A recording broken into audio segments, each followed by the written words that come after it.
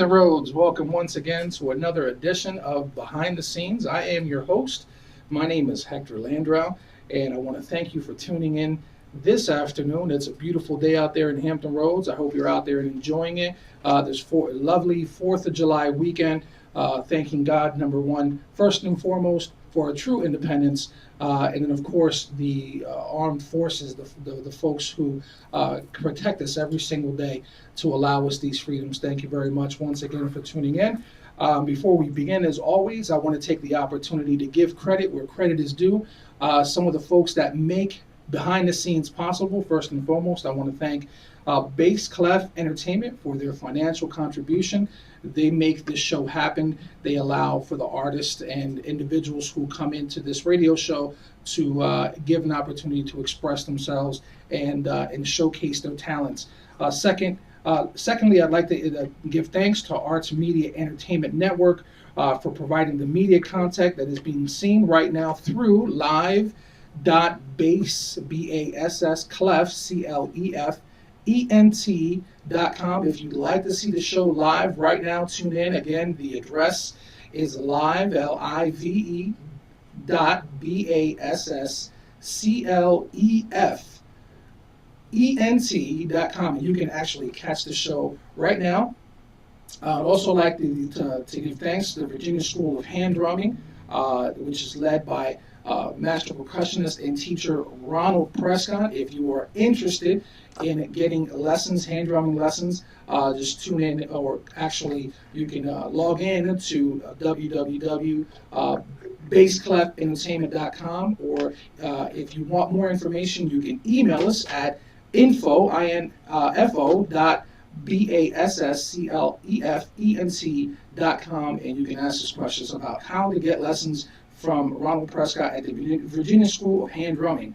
Also like to mention a new sponsor to the show. I want to give a thanks to Mr. Dan Jones from 7 City Scooters for his sponsorship support, for allowing us to continue bringing you behind the scenes. If you have interest in buying a scooter, go see Dan the Man, Mr. Dan Jones. For more information, you can give him a call at 757-717-1093. Also like to thank Mr. Ron Broughton and the GPL staff for allowing us to come here every other Saturday to bring you this show called Behind the Scenes.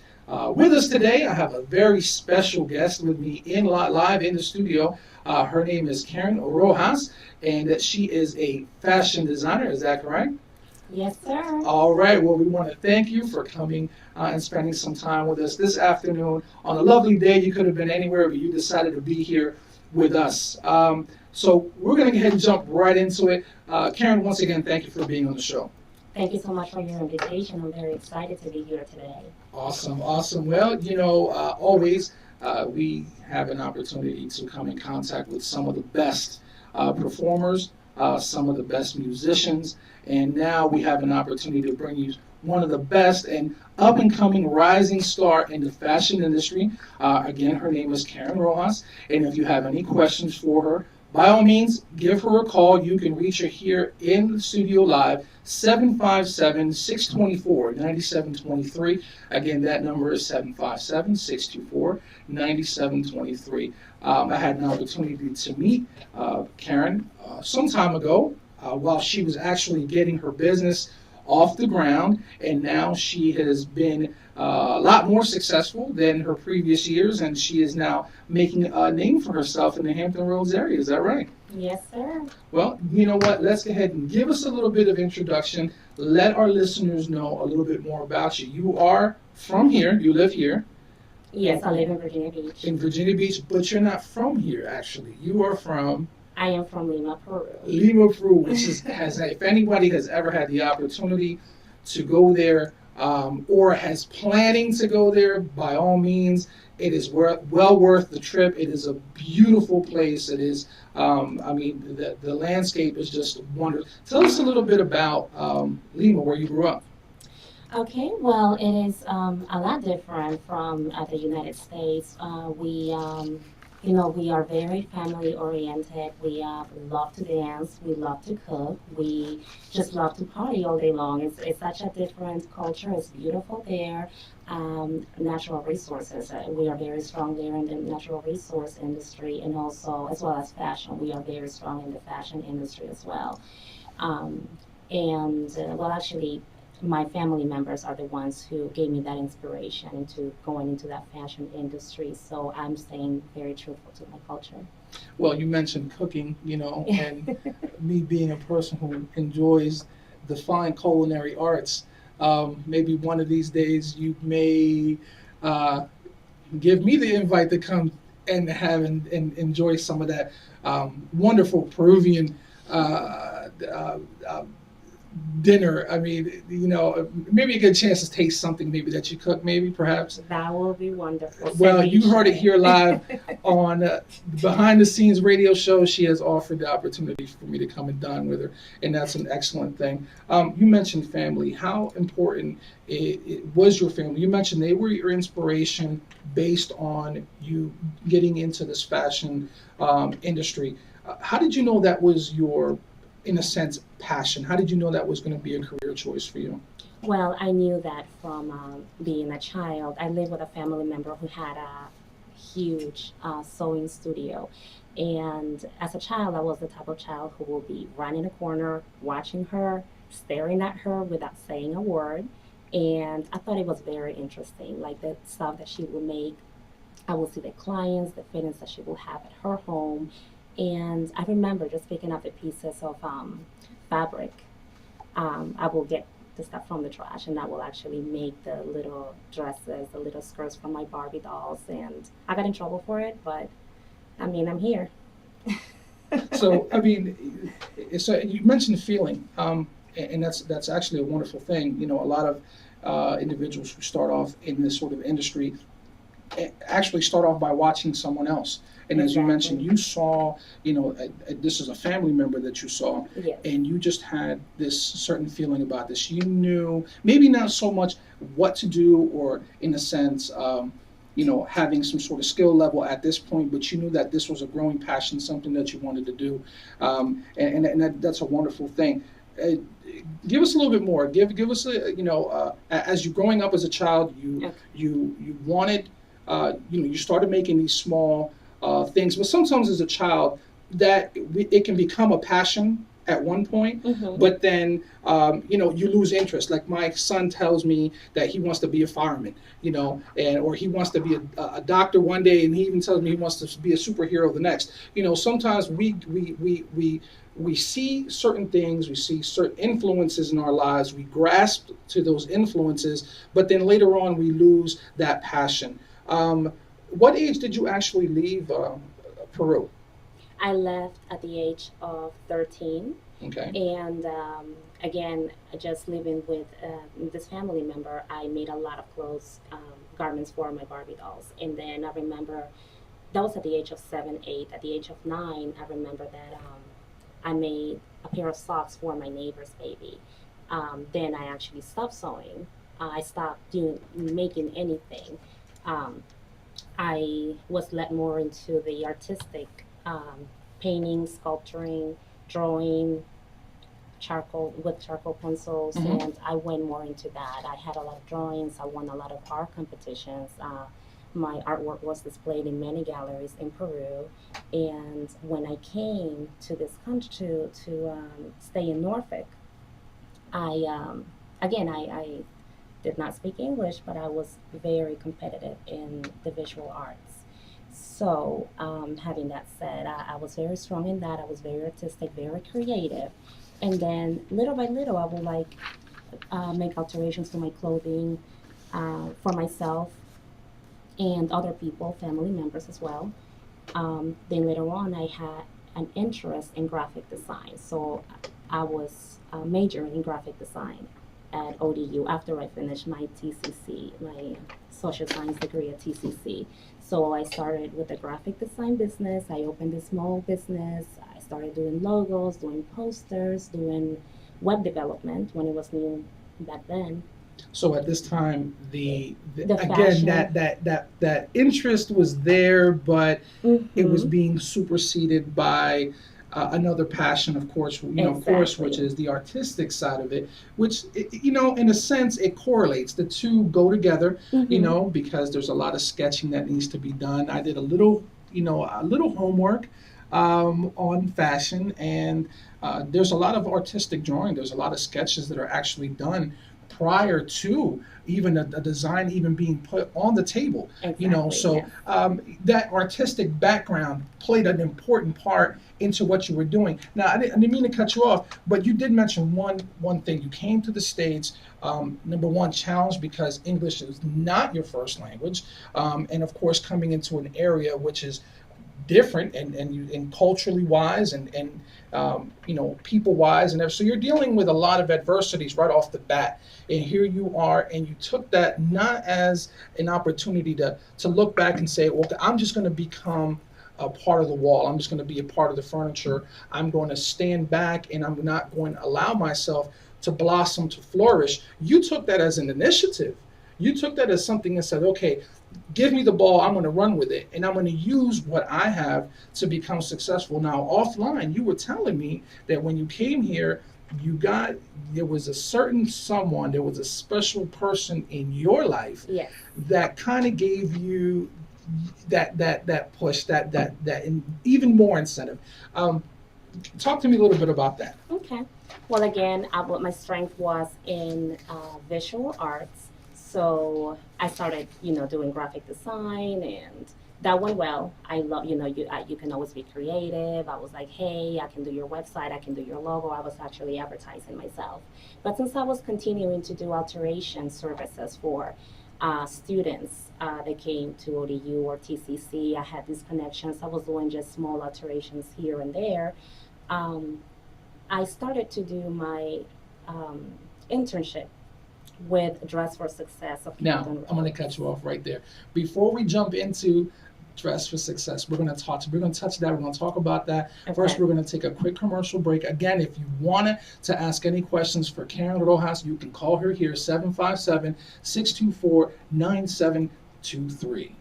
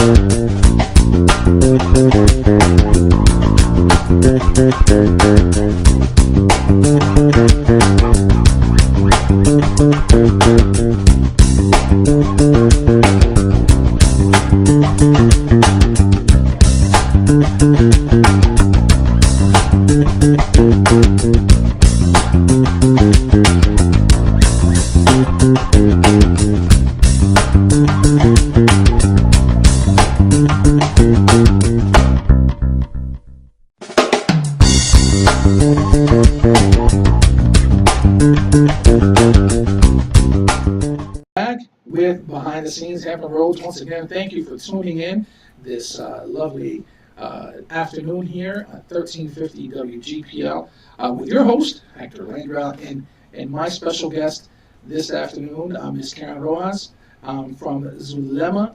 Did I pronounce that correct? Yes, sir. Zulema Fashions. Okay, if you have any questions, once again, give her a call, 757-624-9723. Before the break, we were about to start getting into it. And we were talking about your inspiration, the person who, after you coming here to the States and facing, some challenges that we all face, especially in this business, in this industry called business, and starting to create a niche for yourself, you ran into an individual who gave you sort of like a break. And go ahead and you will share that information with us. Sure.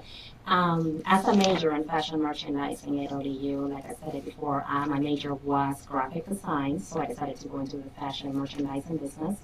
On my last semester, I had to do an internship with Dress for Success of Hampton Roads. And while working there part-time, the founder of Dress for Success, she saw my strength and she told me, Karin, I'm glad to have you. I want you to succeed. I want you to get a business license.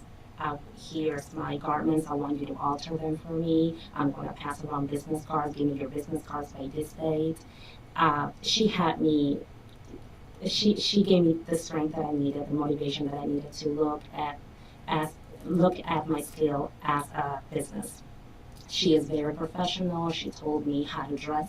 She told me how to be articulate. She taught me how to speak. She taught me everything. She's such a wonderful person, and she is a blessing. She is definitely a blessing, and I still talk to her today. I've known her for so many years now, and even now she makes sure that I'm okay. She makes sure that I'm still marketing myself, that I'm talking to everybody that I need to talk to. She's giving me those connections. She's such a wonderful person, and I really love her. Now, the name of your business is Zulema Fashions. Is that correct? Yes. Okay, I just want to make sure I pronounced that correctly. Tell the listeners, what is Zulema Fashions? Zulema Fashions. Who is Zulema Fashions? I'm sorry. My inspiration for everything that I do, graphic design, everything that I do, alterations business. Before it was called Zulema's Alterations. Before that, it was called Z Graphics. My mom is Zulema. She is the inspiration to everything that I do. I'm tearing up. So, everything. My car, my license plate is Zulema. My baby, my car is called Zulema. Everything that I do is under her name. She is the one who owns everything that I do. My skills, I look up to her my entire life, and I still do. She's everything to me. Well, that's wonderful. And everyone in this business at one point in time, they call it a mentor. Everybody needs some sort of individual who, regardless of how you are doing in your own personal life, because I don't know of anyone who has ever started a business or is in business at this point in time who hasn't had to struggle or who hasn't come across some sort of obstacle in their life. And it's always important to have that individual or individuals in your corner that will see past what's going on. They see you for who you are, and they're willing to give you that motivation, that push to continue moving forward. Because again, there's no business that was ever made that was, in a sense, at least not anyone that I ran into in this business world, or those that have run businesses, that have just had everything handed to them. Because there's been some sort of struggle, and I know here lately, we won't get into that, but you overcame some struggles yourself, and it's good to see, personally knowing you, it's good to see that you're now back in the running. That a lot of people would have taken an opportunity to say, I want to get ahead and quit, or I want to take this as an easy road now. I don't need to move forward with this. But not you. And not like any, some of the other folks I know. They took the reins and they kept pushing forward. We're going to take a quick commercial break. We're going to come back with Karin Rojas from Zulema Fashions. Stay tuned.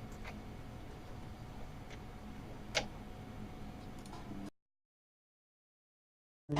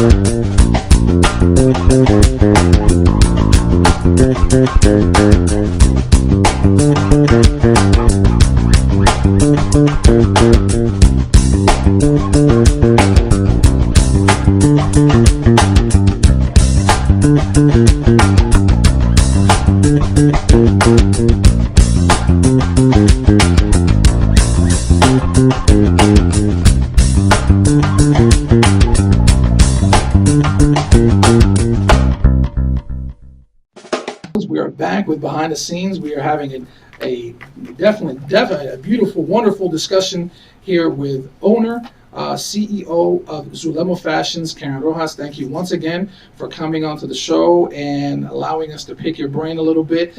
You know, getting the folks of Hampton Roads more acclimated with you, and of course, you know, Zulema Fashions. The fact that you do custom design work, I mean, you do alterations. What is it that you don't do? It's hard to think. A woman of many traits and many talents.